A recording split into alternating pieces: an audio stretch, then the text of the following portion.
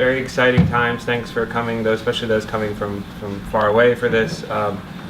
I guess just in terms of the format, we're going to have a lot of talks. But if you're a speaker and you want to give a little extra time for questions, that would be great. Hopefully we'll also have some great discussions. We are actually going to have, as I mentioned, lunch here in the Theory Center. That will be coming around 12:30 or so, I think. But if that, if you want to go out and grab, so we're going to hear also from Jim over lunch, a nice informal talk about the art process. But so if you don't want pizza, there will be a time you can sneak out and go get something at the corner store. But anyways, thanks again for coming, and I'll let Zabi also introduce everything. I will have a different introduction. So thank you very much for coming to Columbia, and I think these workshops are really always exciting for me, because the topic is not the past, the topic is the future. So I think I will try to do the only past, and then we brainstorm about the future. What do we do with this discovery?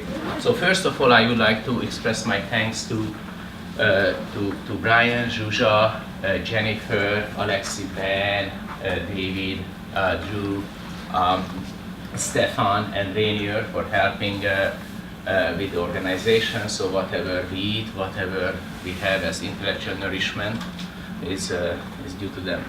So this story is long. It has many time scales. Yeah. So there's a time scale of 130 million years. What Brian is worried about. There is a time scale of 50 years. What Zsuzsa will be worried about, and there is a time scale of 20 years. What I will be worried about. Yeah. Because when this story started in LIGO, when we were thinking about it, LIGO didn't really care about astrophysics or data analysis as much as it does right now. We were worried about having a detector, but what we have to build, vacuum system was baked out.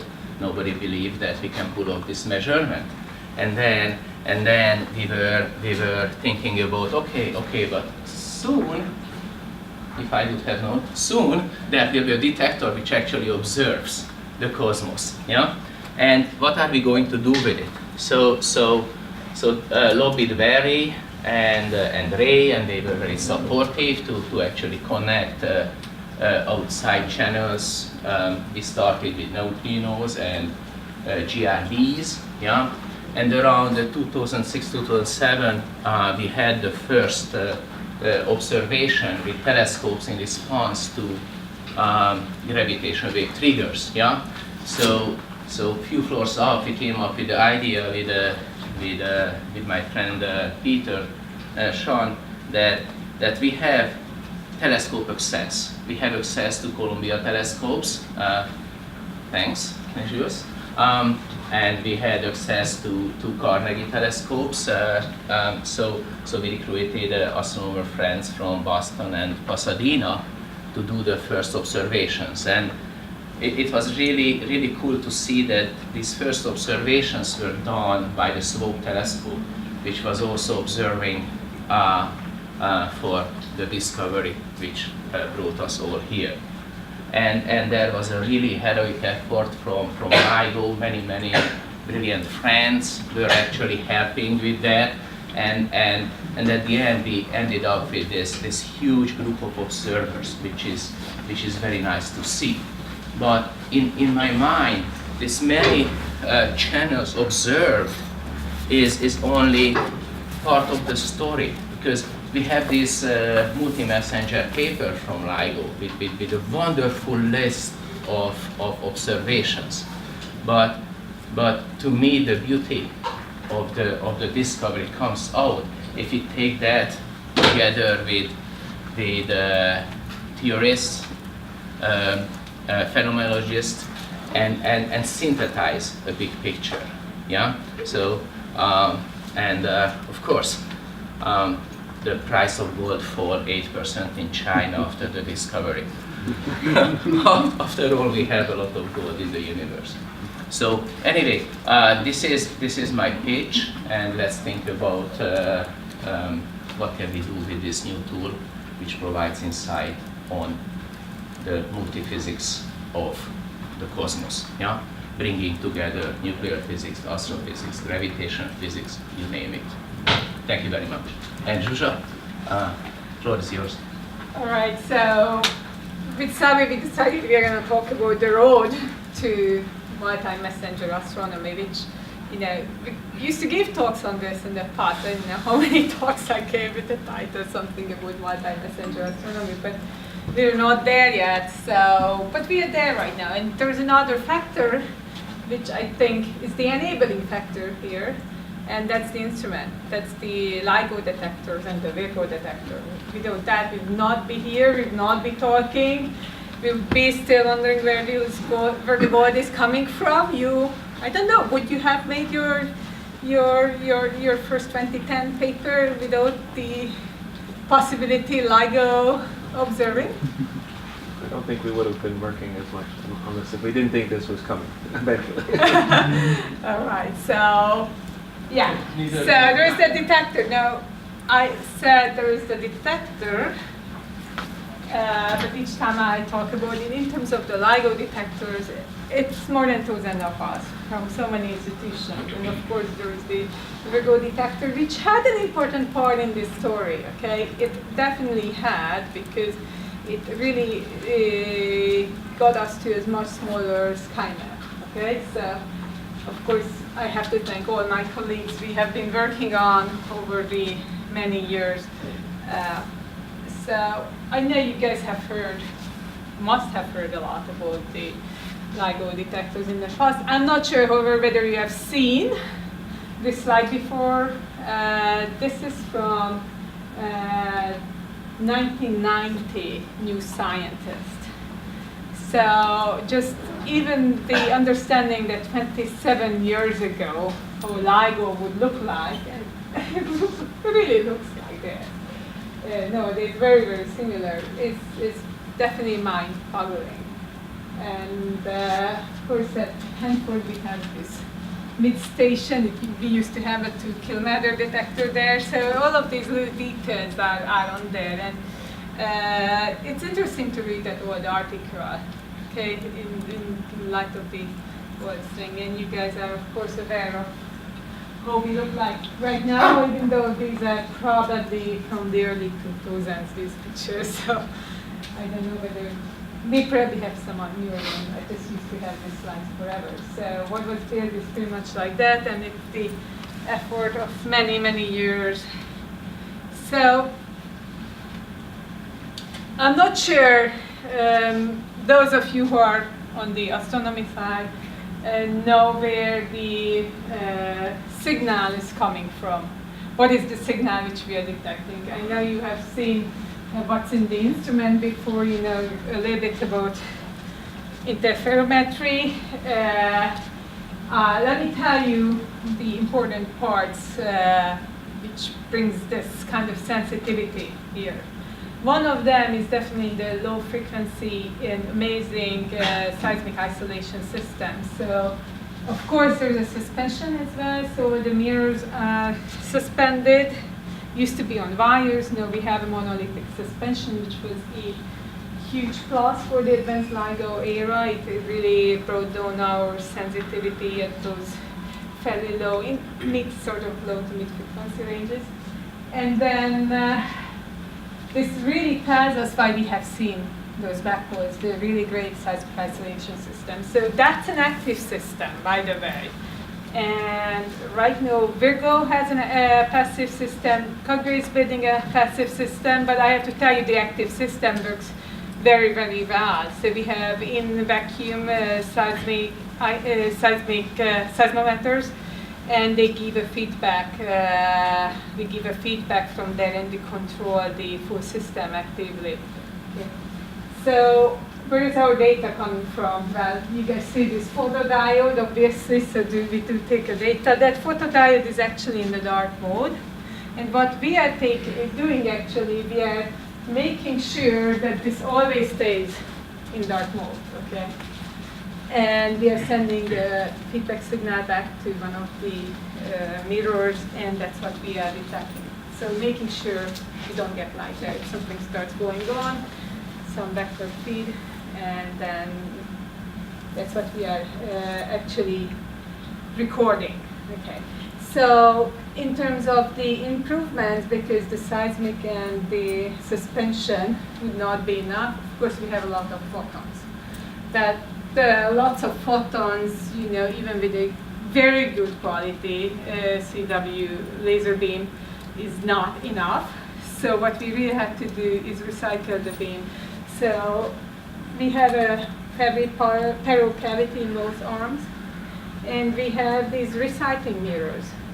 So sometimes people ask who did what in LIGO, so I'm going to go there. And this is really increasing the number of photons, which is basically helping us in this counting experiment, okay?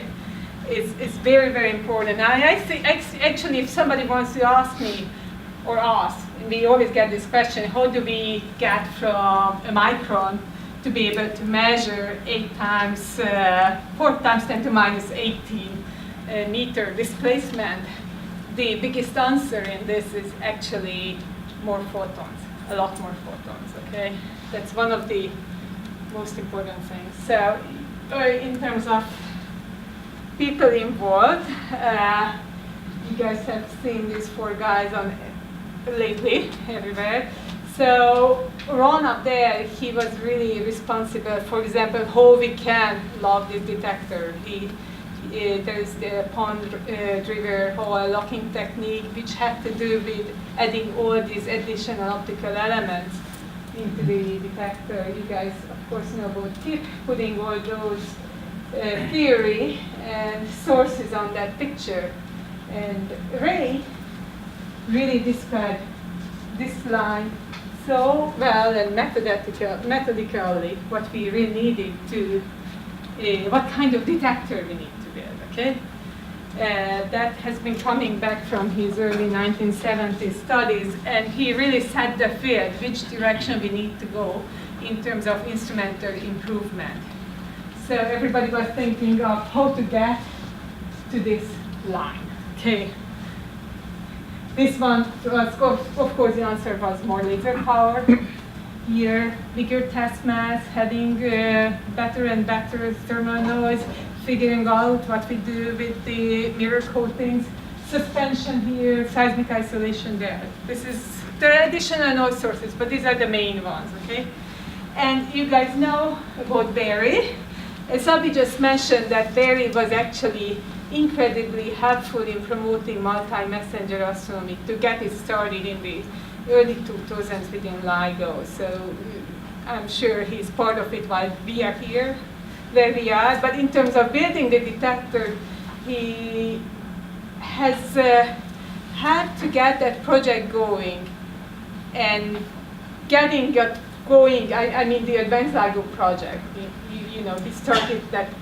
Yes, we have to start to think about the next generation detector right away when we are building the first one. That was very important, and also he brought this full collaboration, the LSC, LIGO Scientific Collaboration, so it's not only Caltech and MIT, it's much more of us. That's why we are 2,000 of us, which was incredibly neat, if you recognize that. And the leadership he gave as the first LIGO lab director was really tremendous. So I just want to make sure within the collaboration, and of course myself personally, this is the way I see the story. So in terms of an experimentalist, the way I think about signal in the detector data and noise is this graph, okay? This is an example on this very hard figure. We have 10 solar mass black hole coalescence at a given distance, and we come in like this and leave the LIGO band like that after the merger. And this is our noise. So this shaded area is where we are detecting. This is our signal, okay? This shaded area is which we want to maximize. So if we have, you guys have seen a lot of LIGO sensitive curves, I'm going to show them more. We have little lines, noise lines. We understand most of them, but that's what we want to really get done, okay? And, you know, it changes day by day. There are issues. There's earthquake. There is microseismic noise from the ocean. There is just, you know, a storm coming, wind. All of these can make little changes on that. Okay, so this is something which we have to account for. You guys definitely aware of that. If the masses are different, further away, we get a different curve. So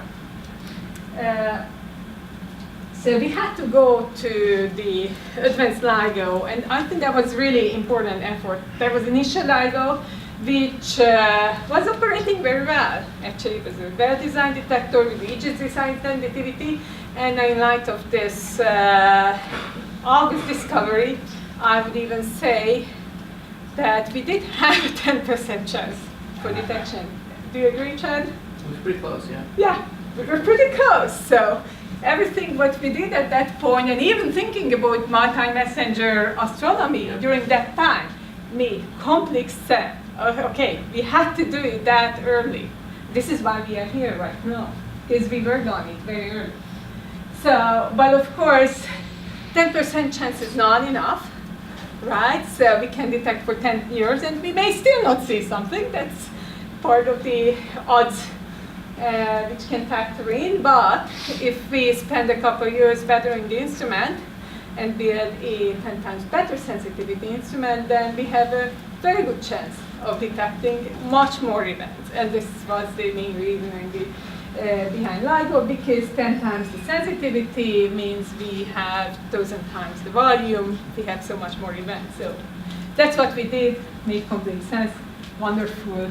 That's the way NSF was thinking as well, supporting us first at the first stage and then the second stage after the first one was proven. So we had to build this better seismic isolation, which I told you quite a bit about already. And that's a very old figure when we were still in the installation stage. And this is actually this new monolithic suspension. So it's basically sort of like glass on glass with a nice bonding technique, which was mostly done by our Glasgow colleagues. We needed a new laser to get down at those ranges. Okay. So I love to show this, what I'm about to show you guys right now. So this is advanced LIGO sensitivity at the beginning, when we were making our first discovery. It's not that different right now, but this is the sensitivity curve at the two sides back in September of 2015. And this is our S6 sensitivity curves. And you know, I know we got a surprise. Actually, I got a surprise that we have seen black holes. But as soon as, oh, black holes, but yes, that's when we are more sensitive. So while we started to see those black holes, and we have seen now a good number of them, is this. Yes, we have a 3 times better sensitivity there. But look at here. Let me say, what is this? 20, 30 hertz. 2 orders of magnitude better sensitivity. And this is where those black holes are coming.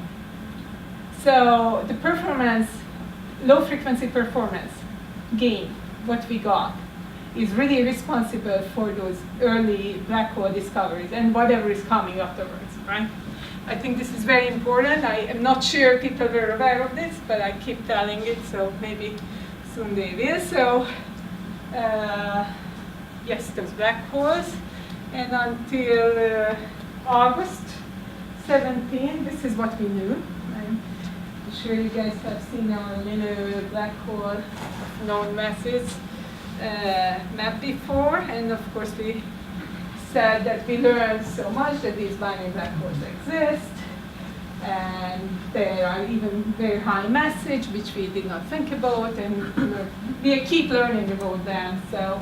And we did not find any funkiness in terms of deviations from GR. That's, you know, more or less what we have found. There is a lot more in our results, but that's in a couple of sentences is that. I myself work on the instrument. I built the LIGO timing system, which in terms of where the instrument, on the instrumental side, that time data channel is responsible partially for these sky maps.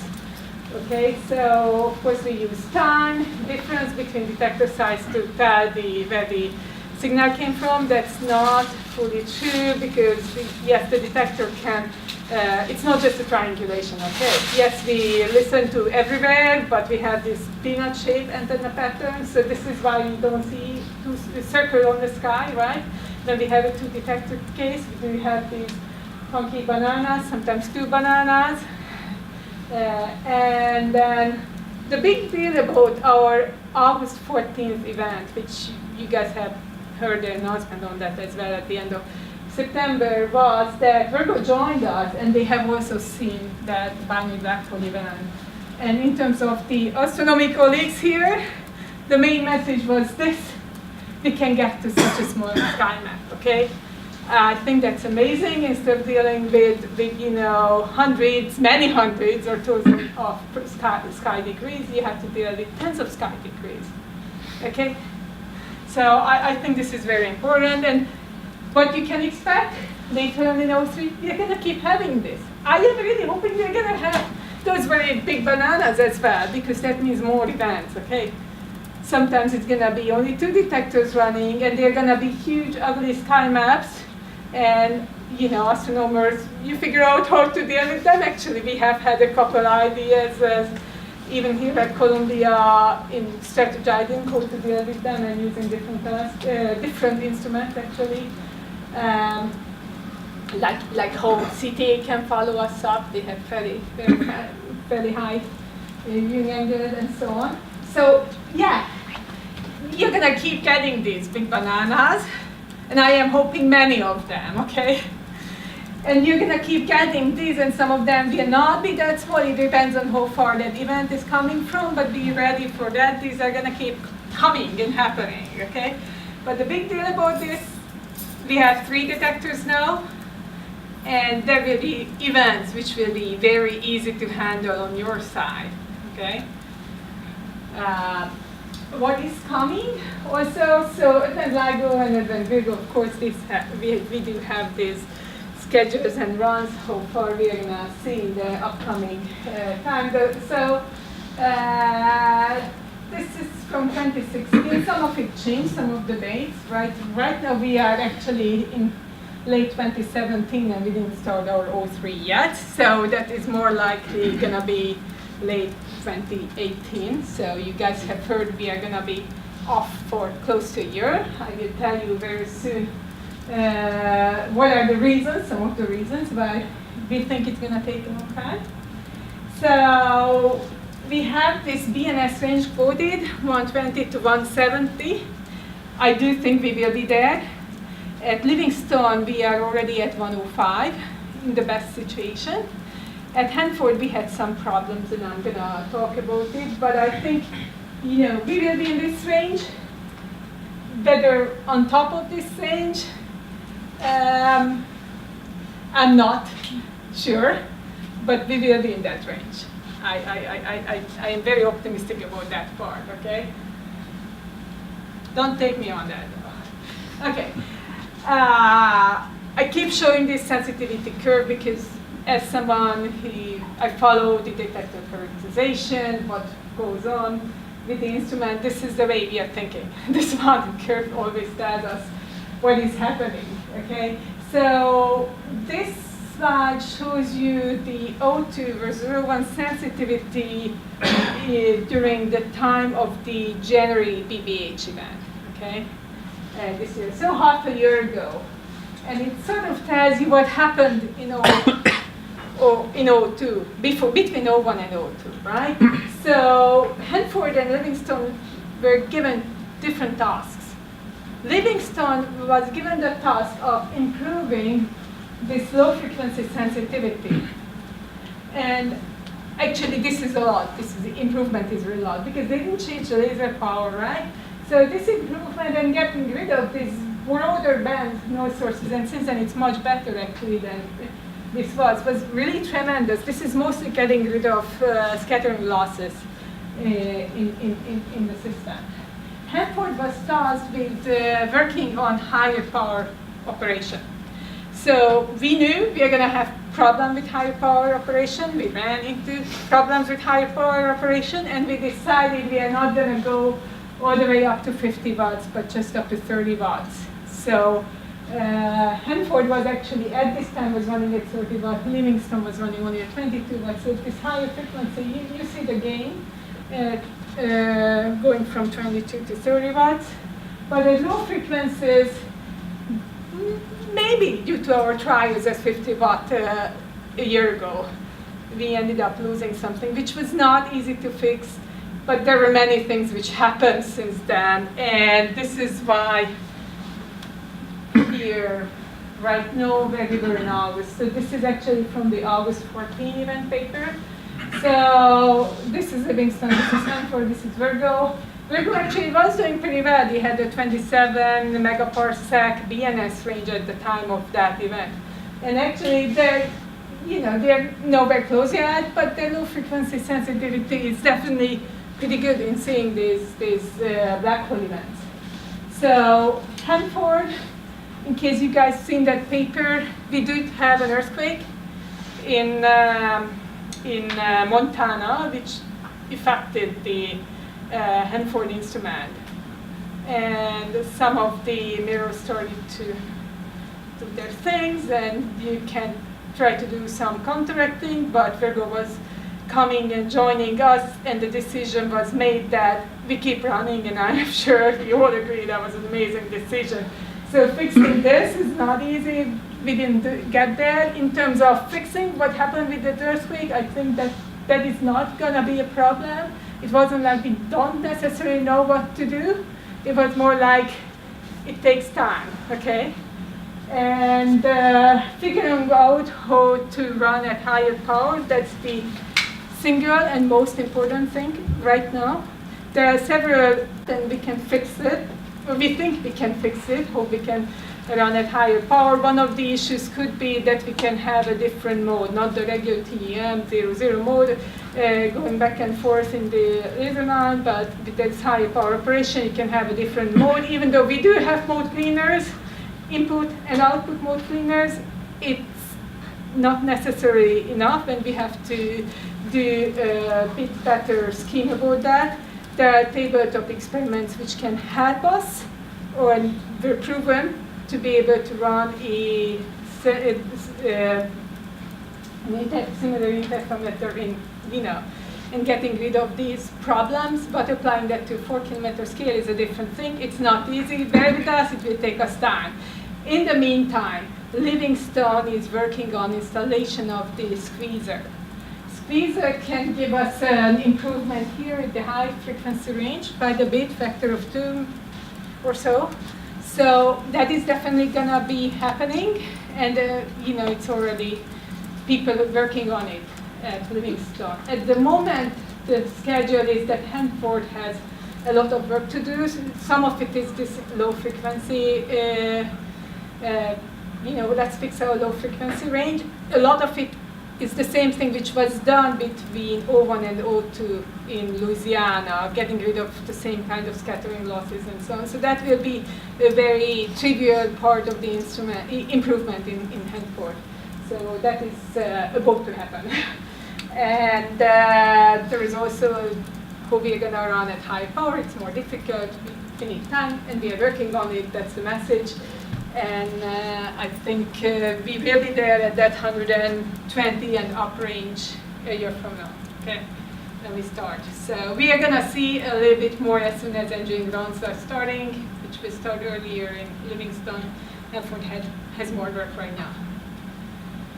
Okay, this slide is from a talk I gave from, I think in June. And I told about that this is my dream, which just came true. This is one of Roswell's simulations. So I think in a moment what we have actually really Chad will talk about, but I will tell a tiny bit about what we have seen, especially one little thing in Livingston. If you guys read the paper, you notice. If not, as an experimentalist, I'm always happy to talk about this. But in terms of frequency ranges, you guys have seen this slide before, I hope. This is 1, 2, 3 kilohertz, the merger. So did we see the merger? We don't have the sensitivity right now to really see that. Did we see these hypermassive neutron stars? We searched for remnant, yes, we did search, we didn't find anything. That's the range where we are searching, right? Anything higher, we can't do that, okay? We can search here, it's not like we are gonna see it, or that we won't see it. I'm not gonna say anything whether we are gonna see it when we reach design, probably not, but it depends on models. So I just want to make sure in terms of the instrumentals, these are the frequency ranges we are thinking of in terms of improvements. This is in our mind that we are gonna follow these kind of frequency ranges when we think about what improvements we are doing. So what we have seen, Hanford pretty much seen like this. Livingston did not see this. This is heavily massaged, but I wouldn't, maybe massage is the wrong way because there's a lot of things went into that, and we are very happy that we could do this. And in some sense it was trivial, and I think Chad agrees. In other sense, we were just not ready to produce that right away. And this is what Virgo saw, and you may call it nothing. I don't think it's nothing. Okay, actually, if you go and look at Virgo's list, there is an SNR of 2.7 Lily. I can't tell you where it is, but whatever. But they were so important giving you that sky map that I think it's important to notice that they do have it. And it wasn't, they were not in the blind spot, okay? But they were close to their blind spot. And this is what was seen at Livingston. So this is why you guys, astronomers, didn't get that alert in 6 minutes. Okay, I'm lying. You would never get the alert in 6 minutes. It's not true. I'm really hoping in 03 you're gonna get that alert in 6 minutes. I really believe everything is there, and Chad will tell you. You're gonna make much bigger promises than that. He's gonna make much bigger promises than that, than 6 minutes. But your code finished in 6 minutes. So I think at the moment 6 minutes is the conservative promise. So there's a human in the loop. Okay, the human in the loop probably would have made it at least half an hour, maybe an hour. And then the other thing which we have had in the loop was this enormous glitch in the Livingston data. So, of course, we got the alert because Hanford triggered us through GST laws. So I got the alert, and the first thing I do, go online and go check the omegograms, the spectrograms. And it's just like for everybody in LIGO, it was obvious. We see it in most detectors. So no worry, trigger can be sent out, and LIGO sent it out, but the sky map took a long time because we have to get rid of this. So we can cut that out, filter here, cut it out that much, and I think that's what you guys did originally to provide the sky map. And what's in the paper itself is actually we can have a very nice and clean data by applying the right kind of glitch model for this. This is a known glitch in terms of, we see this in every couple of hours, sometimes more often, but we don't know what the origin of it, okay? But the glitch model with which we can subtract this from the data is more or less trivial. I was just discussing with Chad that this is actually, for this type of glitch, it's fairly easy to even apply into the data analysis in case it happens, this thing happens again. And it may be real, right? Now, this glitch is not a necessary problem that we have a long signal like this BNS, unless it comes right there. That would have been not too nice. So we would perhaps had something, I think, because this is still there. But it would be a problem with those higher mass black hole events when we don't have a long signal. So that can totally obscure it, and I think that's totally obvious from here.